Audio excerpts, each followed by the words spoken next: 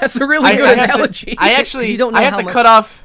I have to cut off everybody because, Devu, I don't want you to say what your number 1 rule is. It could be rule number 2 because I already had planned what rule number 1 was. Yeah, let's get into the specific things one at a time. Rule number 2, make friends on Skype and bitch about YouTube videos there, because we do that constantly. We constantly make comments. That's because we make videos and we know how annoying they can be to read, so we say all our shit in private. I'm sure even if you're just a big fan of videos, then you probably have a whole lot of bitchy thoughts you want to think about and stuff that makes you mad. That's perfectly understandable. So just hunt down people who watch the same kind of videos, complain with them, and then everything is going good. That's the natural order of things. Let me tell you about a feature that I didn't appreciate back when I had it, but now I really miss it, which is there used to be this thing called Google Reader, and it was an RSS feed reader where you'd have, like, you know, all the, basically any blog you follow, you would plug its feed into your Google Reader. It's kind of like subscribing to something on YouTube. It would be a list of all the blogs that you're following, right?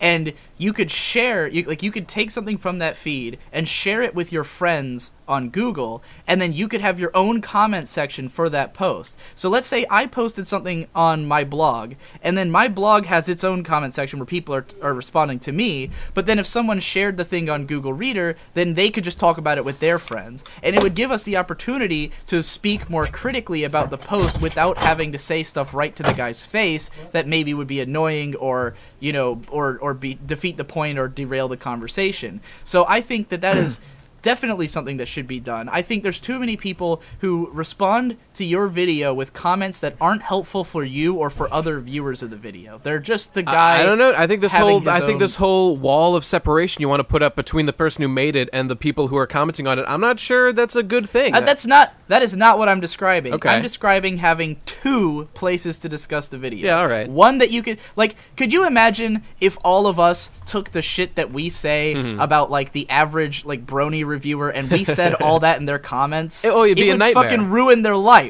You know, they would hate it. They would fucking delete their channel and kill themselves if they had us doing that. Because we have this chat, we can openly criticize and discuss people's videos. So you're saying there's a time and a place for certain comments, and you know, I'm saying that those comments would not be appropriate on the video. Right. I think the point is that being on the internet and having a comment section isn't an excuse to ignore human decency.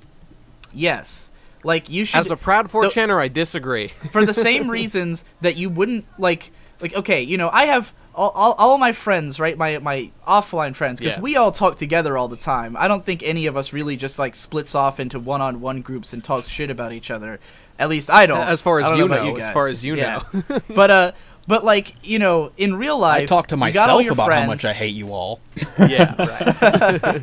You've got all your friends, and you split off with one of them, and you might talk shit about all the other friends. Yeah. But it's not because you don't like them. You just want to vent your feelings about them, right? And if you brought those things up to that person, they might be hurt or offended, and it might, you know, put a damper on your relationship in a way that you didn't intend to, because you're just venting feelings that inside you can deal with because you want to be friends with that guy, but, you know, maybe you want to complain about them to someone else. And human decency is based on. It's having the respect for someone to shit on them privately.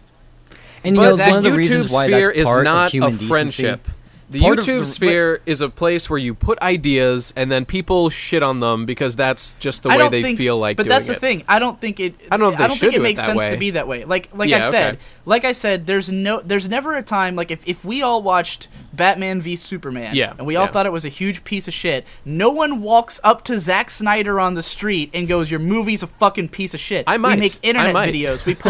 We posted on our blogs for our audiences, for us to discuss with our friends. We don't go up to the fucking guy and tell him he's a piece of shit because he made a movie we kind of didn't like. Isn't that possibly worse, that you're, like, you're sharing this opinion with all these people? I mean, they probably haven't formed an opinion yet. I mean, if you're doing that, aren't you convincing these people to maybe be that guy and to, you know, engage in that? I'm convincing them to feel the way I feel, but not to confront Zack Snyder himself. Well, obviously, Not to go up to the guy and tell him he's a bad person because he made a movie I don't know, though, like, doesn't he need to hear that, like, dude, your movie fucking sucked, do a better job next time? Not necessarily, because he's just doing what he... I don't know, how many shitty Hollywood movies do we have to get before they hear some real criticism about how fucked up it all is? Sure, from the perspective of, like, business, right? Like, if the people who are paying him are listening to the commenters because they care about making good movies, then it's up to them to tell him, hey, we don't like what you're doing, and we're not going to let you have this budget. But Zack Snyder himself, we don't know what his intentions are. Maybe he doesn't give a fuck about making good movies. He's just doing what he feels like doing, and that's completely fine. That's not fine. That's not fine that we have to be subjected to shit art, and then no one's allowed to criticize him to his face. It's not really his, like, okay, who's giving him the power to make Batman v Superman? We have to blame someone.